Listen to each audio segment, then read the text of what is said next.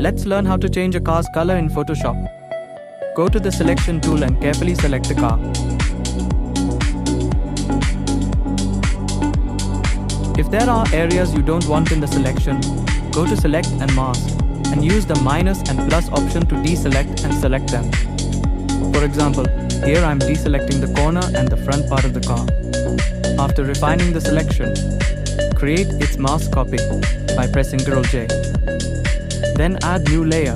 Go to Rectangle tool. Create a rectangle shape.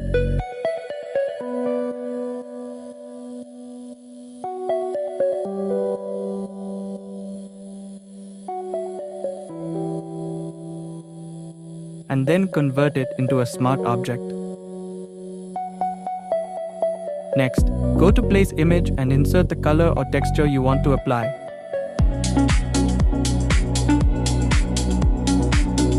Now press Ctrl and use Distort to adjust the image to fit into shape corners. Then go File and choose Save. Now go back to the shape layer and create a clipping mask.